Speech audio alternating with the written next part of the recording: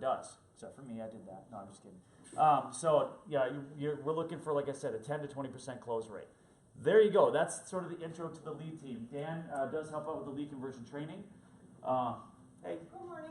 What's up, Joe? We've got Andy, who's not here, but he's probably on watching right now. He's the head ISA, and Hunter helps manage back there. He helps manage the ISA program. So anyway, let's jump in with some basics. I know you guys have been here before. This is going to be a review for you, but let's jump into some basics. Let's talk about response time, regardless of the lead source. Realtor.com, Zillow, Facebook, I don't care what it is. Right now, does anybody have any idea what the response time is in real estate when somebody inquires on a property? Oh, wait, are you asking what's the average? The average response time. Average response time. Yeah. Okay. In real estate, what's the average response time? Probably 3 to 4 hours. Eric's been here the longest and still doesn't know the answer to this. That's why I love him. Well, I don't care what it is because I don't. Because I know I know what his is. Yeah. I know mine is. We're confused on what it is and what it should be. Yeah, So yeah. I think it's too long. It's too long is definitely the answer. And the correct answer is between 5 and 9 hours. When somebody, imagine this, guys, okay? Somebody hires you for 6% or 7% to sell their home. And a buyer inquires in. 9 hours later, they get a phone call. That's on average. By the way, here's the other part of this number. 36% of people that inquire on a property get no response at all. None. No response at all. You're paid 6 or 7% in order to sell somebody's home. And 36% of the people that inquire on it get no response. And the ones that do, 5 to 9 hours later. Does anybody see a problem with that? Now, if Dan's a buyer and he called on my property, is it likely perhaps he called on 15 other properties too?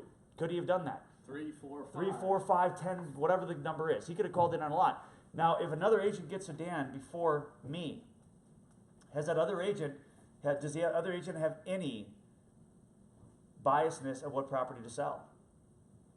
Yes. Not They yours. could. They don't care about mine. They could have a different property in mind. They could be a listing agent of another property. Are they trying to sell my property? No. The answer is no. So by letting somebody else get to him first, I lose the opportunity for my seller. Now, again, somebody 9 hours later, mom could be sitting there with a baby in one arm, stirring the spaghetti in the other. Phone rings. Dan finally, gets back to this person, and they're no longer thinking about that house. Or maybe they talked to 3 other realtors that day, and they're all set up. They're good. They don't need you no more. This is why lead conversion, guys, is why we drill down on this so hard. In order to properly be good at lead conversion, whether it's a sign call, Realtor.com call, Facebook lead, whatever it is, fast response time. That is the key metric. Now, it used to be, they did studies back in 2011, 12, 13, somewhere in that area, that you had up to 5 minutes. That was the triage right there. You had up to 5 minutes in order to respond to a lead. If you did that, the connectivity rate was high, the conversion rate was high. I would say right now that you're probably down to about 30 seconds. Maybe a minute. You're between 15 and 18 right now. Yeah, so our ISAs are testing this right now. If your response time is not within 18 seconds, you are losing the lead to somebody else. Because people are dialed in. By the way, did you know there's people out there that are spending $20,000, $30,000, $40,000? There's one person in the country I know spending $1 million a month on leads. $1 million a month. Do you think that they're pretty invested and want to make sure they get fast response time? They're fighting for every dollar they can get because that's what they're looking for is their ROI. They're looking for the return on that investment. They've got systems dialed in that they're going to beat you to the punch. So if for example, if you are buying Zillow leads, if you're buying Realtor.com, if your response time is beyond 1 minute, you are taking that $50 or whatever you're paying for that lead source and you're throwing it out the window. This is why we have ISAs here. So if we have ISAs here, why do we care about your conversion skills? Well, number one, we want you to know what our ISAs do and why they do it, because what you're going to do is going to piggyback on top of that. Also, when you meet somebody at an open house, you get a sign call off your listing. That's going to help you generate your own leads. This class will. Okay, so that's the review. 5 to 9 hours is what the average response time is. 36% of people get no response at all. The ones that are successful are getting the response done within seconds. So once we get somebody on the phone, and let's go from this perspective that they're calling on a specific property. In other words, they see XYZ Main Street listed for sale. They click a button, they want to hear information on it, and they get a phone call back. That's our specific property scenario. In that scenario, there are some basic guidelines to the anatomy of that call that we want to cover. Number one, and this is something that we used to do when I ran a lead team with a different company, we used to call I don't know if anybody's done this, but we used to call kind of pretending to be buyers and just see what response we got from other agent, what the experience was talking to them on the phone. How do we feel about it? And you here for the 10:30 class, Scott? Hey, I'm gonna visit. He's early. He's early for the 10:30. Okay. So we. So anyway, we've got this perspective going, well, how do we feel when we're on the phone with so-and-so agent? And most of the time, it wasn't left with a great taste in our mouth. And some of the mistakes they made were pretty grievous. Number one, overqualifying the lead. So the first thing they're doing is saying, hey, before I really talk to you about this house, have you spoken to a lender? Are you pre-approved? No, I was clicking the one to see the house. I just want to know, is it still available? Off-putting. Well, are you wasting my time? Don't talk to me until you have a pre-approval letter in hand. Off-putting. Okay, that was one mistake that we saw over and over.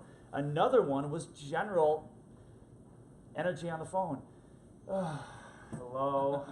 I like that one. Yeah, it's still available. I'll show you the house. Fine, what time do you want to see it? I mean, literally, that was what we were experiencing. Just absolute terrible behavior on the phone. And these are people that are paid a lot of money to sell a house. So, let's talk about the right way to do it. A couple of mistakes to make. When that phone rings and you hear hello on the other line, what do we do first? Step one in our framework. Step one.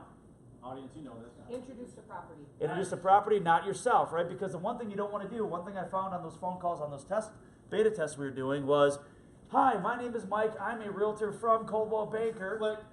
And the buyer goes, I didn't really even, A, I didn't know I was getting a phone call back, and B, I don't want to talk to a salesman. They took it as a cold call, like somebody's trying to call them and sell them Kirby vacuums. That's the way that they took it. Now, the difference is when you introduce yourself and you're letting them know that their action triggered your response. So how do we do that, Dan? Ring, ring.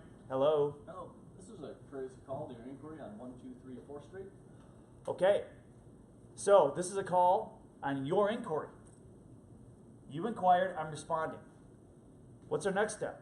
I mean, what happens if Scott's the one that called and yet Scott's wife is the one that answers the phone? So I actually had a mistake in there. I was just waiting to see if we could talk about it. There's a mistake in my dialogue. Yep. So, How can I help?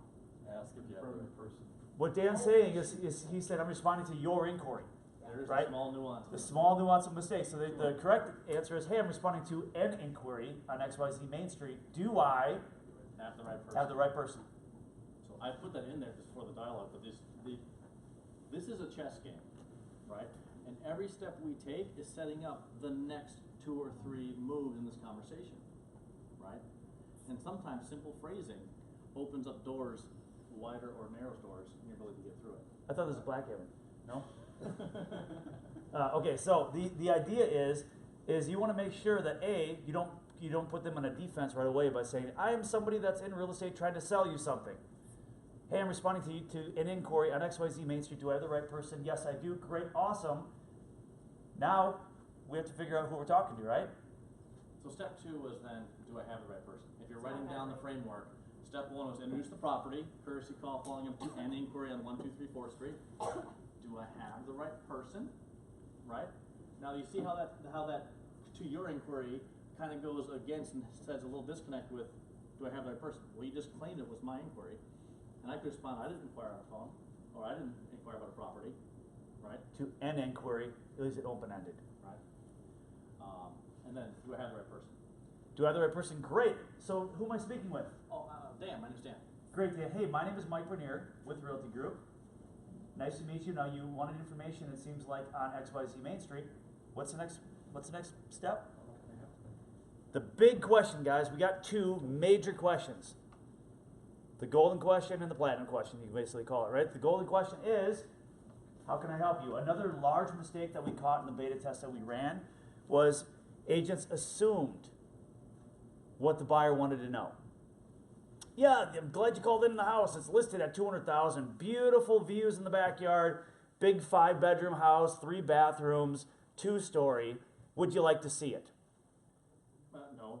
Now the buyer called in probably because they want to know, why has it been on the market so long? Would the seller take an offer contingent upon the sale of another house? Whatever the question is that they have, me reading down the resume of that property is not relevant because either the buyer already knows that information or doesn't care. So, speaking to somebody, speaking at them, two different things. Don't talk at them, speak to them. Now, back to our conversation, right? Our golden question, which is, How can I help? how can I help you? Let them tell you what they want. There's two questions you ask that will reveal almost all the information you need to know. How can I help you? What's the other one? Let's see if anybody in the back knows. How can I help you is one. What's the other revealing question? Anyone? Jen, you look like you want. I'll take a chance. Okay. What attracted you to this property Yes. to begin with? The two revealing questions. How can I help you? Well, I want to know if it's still available. Okay. That doesn't tell you why they called, but it tells you what they want. Or it doesn't tell you what they would like about the property, why that one, but it tells you what they want. What attracted you to the property will give you the other piece of that. Yes, it has been on the market for 45 days. It is still available. Yes, and by the way, what attracted you to the property?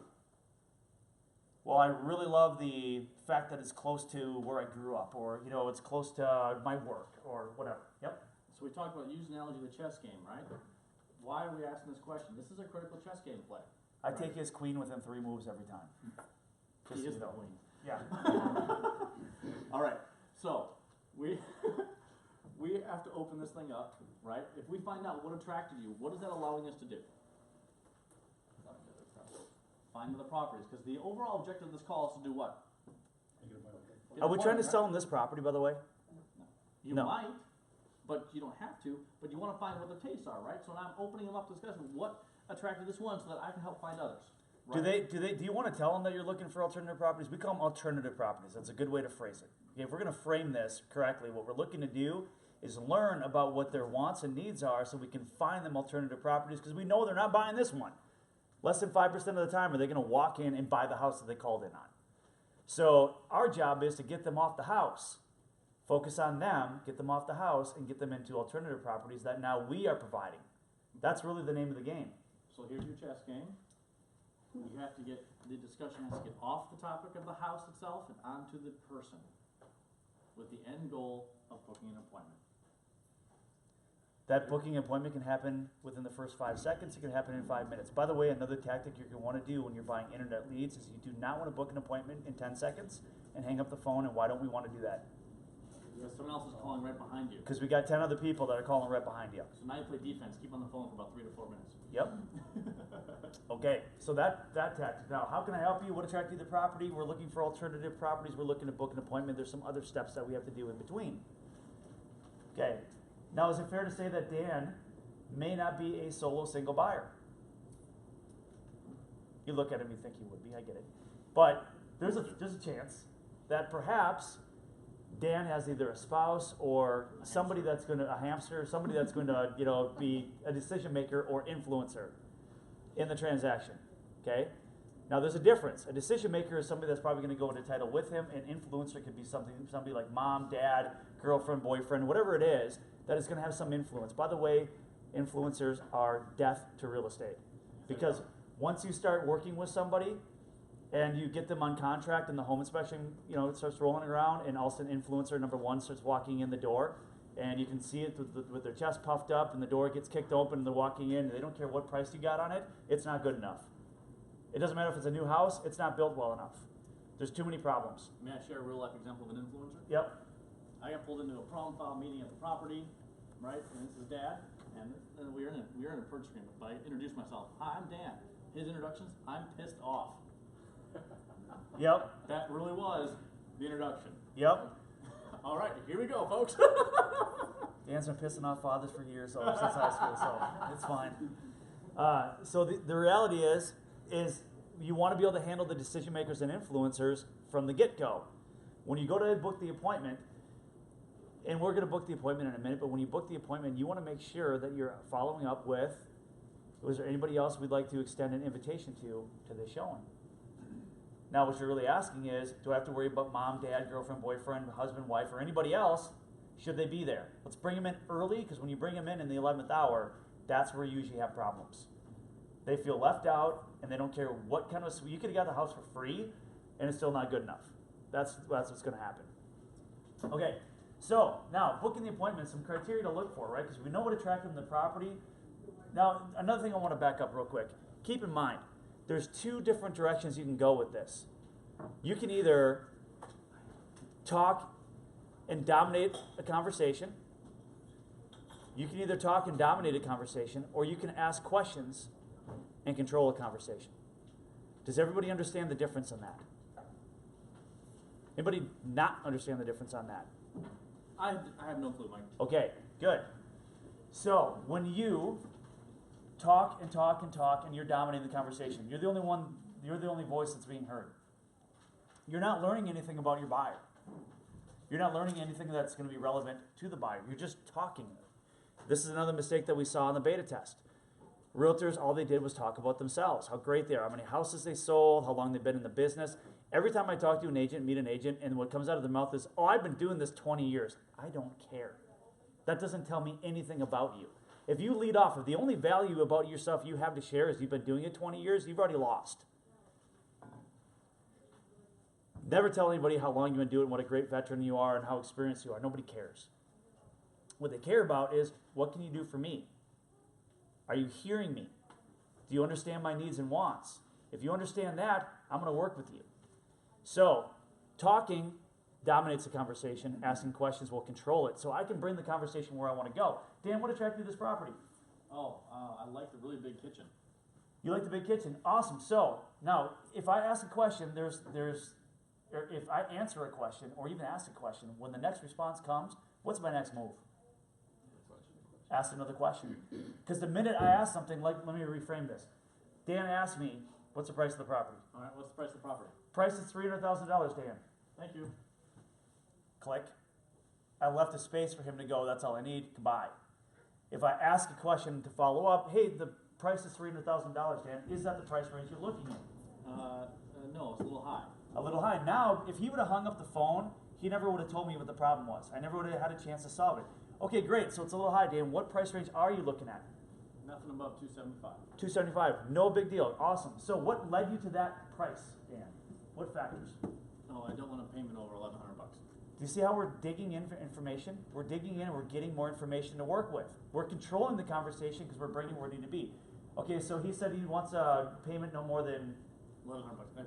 Yeah. I didn't do the math in my head, folks. That's Right. You got the point. Okay, so his interest rate's at 1.5, so that's cool. Yeah, we're good. He must be talking to Jamie Wambach over here for some special financing. Getting deals like that. 80 years. Yeah, 80-year mortgage. Yeah. So, as we're digging in, we're able to learn more about him. Okay, awesome. By the way, that $1,100 you're talking about, is that something that is more of your comfort level? Is that what a lender told you you can spend? That's just what I'm paying in rent right now. Awesome. So you want to keep it pretty much a lateral move. Yeah. Now, does that open up conversations for us?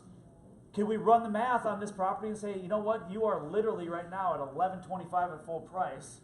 If you pay full price, do you want to pay full price for a property? No, I don't have to. Not if you don't have to, right? So there may be some wiggle room in this. Can I book an appointment? Encourage him that perhaps we can meet his budget if he likes the house, but only if he likes the house. Well, Dan, I'll tell you what. The only way we're going to know if you even like this property is if we go take a look at it. If you take a look at it and you decide you want it, then we can figure out how to get it for your budget. That would be the strategy session we'd be talking about at that point. So, what time works for you to go take a look at it? Pause there.